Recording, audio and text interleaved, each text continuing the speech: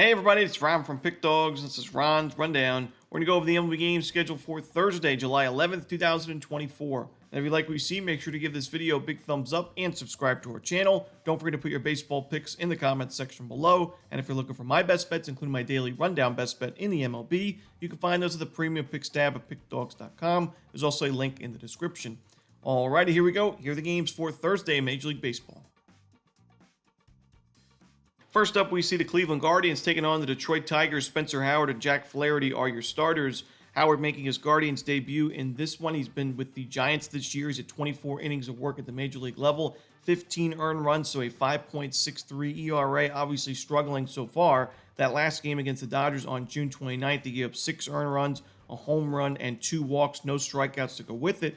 But the Guardians are known to be a pretty good organization for starting pitching. And I think that Howard, is probably in a good place here. Eventually be a good option in this Guardians either rotation or bullpen.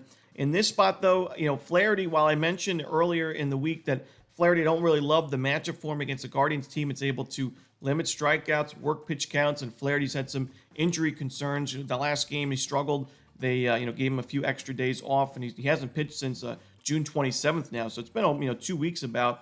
I still think Flaherty will be good enough here. I think the Tigers back him up offensively. And I think the Tigers win this game in the end. So give me Detroit on the money line. Next up, we see the Colorado Rockies taking on the Cincinnati Reds. Austin Gomber and Hunter Green are your starters.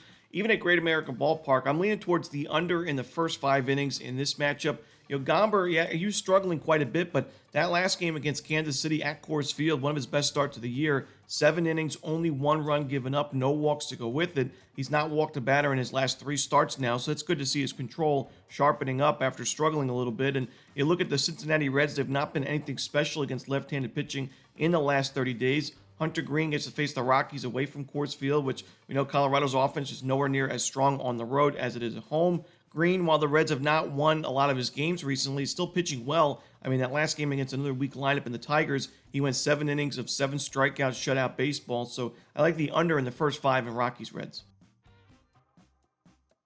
Next up, we see the Washington Nationals taking on the New York Mets. Mackenzie Gore and David Peterson are your starters. Gore's actually been a bit better on the road this year with 32 2/3 innings of 3.31 ERA ball compared to his starts at home with an ERA above 4. So we see him struggle in that last game against St. Louis, but that was a home game at Nationals Park, and the Nationals still went on to win that game 14-6.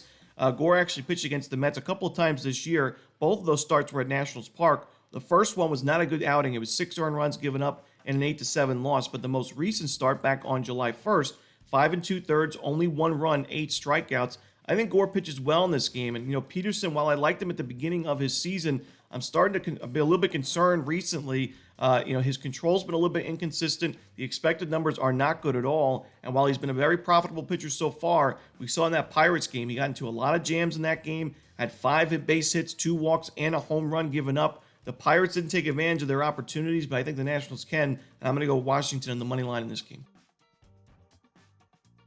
Next up, we see the Pittsburgh Pirates taking on the Milwaukee Brewers. Paul Skeens and Aaron Savale are your starters. Skeens was named to the All-Star team for the National League, and very deservingly so. 59 in the 3rd innings, not a huge sample size, but 78 strikeouts, a 2.12 ERA. He's been excellent on the road with an even better 1.1 ERA.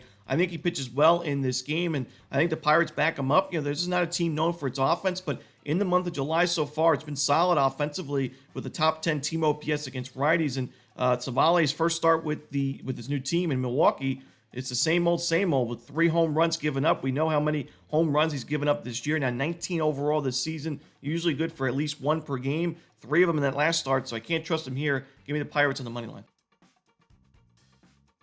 Next up, we see the Toronto Blue Jays taking on the San Francisco Giants. Jordan Hicks and Kevin Gausman are your starters.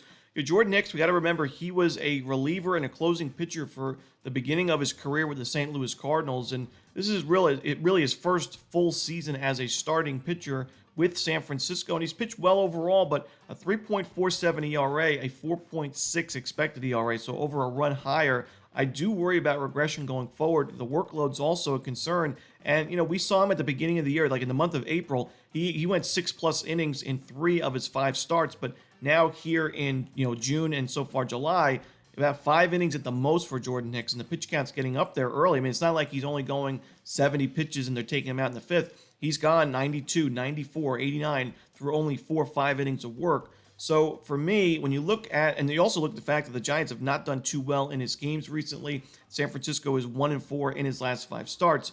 Gausman's been better on the road this year. He's been, struggling a lot at Rogers Center, but so far on the road, a 2.31 ERA.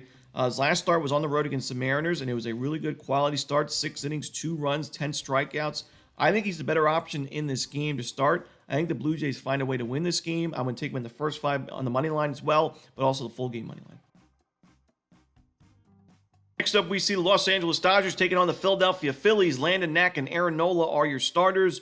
Aaron Nola has been really solid for Philadelphia this year. I mean, a 3.48 ERA, been solid at Citizens Bank Park. Been a little bit better on the road, but not by much. And he's in good form. He's had a lot of quality starts recently, 4 straight. After he struggled against the Red Sox at Fenway Park, he's had 4 straight quality starts, good strikeout numbers. The control's been excellent. Only 1 walk given up in his last 4 games combined. With the current state of the Dodgers and the fact that Landon Knack's coming off a tough outing, 4 earned runs and 3 bombs given up against Arizona, I got to go with the Philadelphia Phillies in this game. I also think beyond the starting pitching matchup, they have the bullpen advantage in this game. So give me the Phillies in this one on the money line and run line at Citizens Bank Park. Next up, we see the Baltimore Orioles taking on the Chicago Cubs. Justin Steele and Albert Suarez are your starters. I'm going to go with the Cubs in the first 5 innings. I think Justin Steele pitches well, coming off a complete game, 1-run performance against the Angels. He's in great form, giving up 3 earned runs or fewer in his last 5 starts. He's also pitching deeper into ball games. His strikeout numbers have been there. I think he pitches well. The Orioles have been solid against lefties, but they're definitely a lot better against right-handed pitching offensively. So I think Steele can go 6 strong innings. And Suarez, while he's pitched well so far this year, we saw recently a little bit inconsistent. We saw the game against the Astros on June 23rd. 5 earned runs, given up 10 base hits. I think the Cubs can have a lead through the first 5 innings in this game, so give me Chicago in the first 5. Next up, we see the Oakland Athletics taking on the Boston Red Sox. Luis Medina and Tanner Houck are your starters. I know things have not been great for Houck recently, but he did face 2 tough lineups in the Padres and Yankees in his last 2 games. I think now against the Oakland Athletics, it's a much better matchup, and I trust him more at Fenway than I do Luis Medina, who has pitched better recently, but I don't really love him in a hitter-friendly ballpark against a really tough lineup in the Boston Red Sox. I think Boston has a much better bullpen in this game, so I'll lean towards the Red Sox on the run line, but not my favorite game on the board. Next up, the New York Yankees taking on the Tampa Bay Rays. Nestor Cortez and Shane Baz are your starters. I think it was really important and a good idea to leave Shane Baz in that game in his season debut against the Rangers back on July 5th. Baz was pitching really well in the first couple of innings. He ran into trouble in that 3rd inning, and for somebody that's had injury concerns and making his season debut as a young pitcher that throws very high velocity fastball, it's definitely on the mind of a lot of managers to take them out after a 3rd inning like that. Giving up the 3 runs and consecutive base hits, a double to Seager, a sharp single to Nate Lowe. A lot of managers would take them out after that, 3rd inning. But Kevin Cash left his guy in, which is, makes Kevin Cash, we already know he's one of the better managers in baseball. But Baz was able to settle in, go 6 innings. He only gave up those 3 runs in that 3rd inning. He ended up with 6 strikeouts and only 1 walk. And I think that that's really important for a guy like Baz. Going forward, he can really build on those final few innings of that outing. He was able to keep the Rays in that game. Now, unfortunately for him in Tampa Bay, they weren't able to score any runs in that game. It was a 3-0 final score. But Baz did his part. I think he does his part in this game against a struggling Yankees lineup. It's still a very potent lineup, but not as strong as we saw it in the beginning of the season. Nestor Cortez, he's been up and down recently. He's not pitched well on the road this year with an 0-4 record, an ERA above 5.6. I got to go with the Tampa Bay Rays in this one. The Yankees are now 1-4 in Cortez's last 5 starts. Give me the Rays in this one on the money line. Next up, we see the Seattle Mariners taking on the Los Angeles Angels. Luis Castillo and Tyler Anderson are your starters.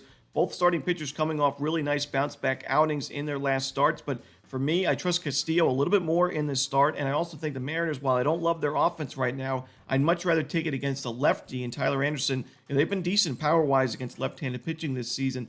I think they can get to him for a few runs, and that should be enough for a win and run line cover. I think the Mariners have the big-time bullpen advantage in this series as well. Give me Seattle in this one. This is an important series for a team that's been so recently. Give me Seattle on the run line.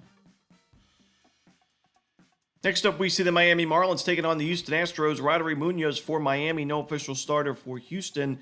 Munoz has struggled with the home run ball this year, but the Astros have not necessarily been the most powerful lineup against right-handed pitching in the last month. They're ranked 22nd in isolated power in that span, but I still think that Munoz, it's tough to trust him in this game. I mean, even in his last start where he didn't give up a home run, it still wasn't a great outing. It was 4 innings of 2-run ball, but it was 4 base hits and 4 walks, only 2 strikeouts, 87 pitches, and it still ended up being a loss to the Chicago White Sox of all teams. So I think the Astros can still get to Munoz for a few runs early, end up winning this game and covering the run line as well. Give me Houston laying the 1.5 runs. Next up, we see the Atlanta Braves taking on the Arizona Diamondbacks. Max Fried and Brandon Pfaadt are your starters. Max Fried's not necessarily known as a strikeout-dependent starting pitcher. He's a guy that can keep the ball on the ground. He's at above 50% ground ball percentage throughout his career, and he actually has the highest ground ball rate of his career so far this year at 58.6%.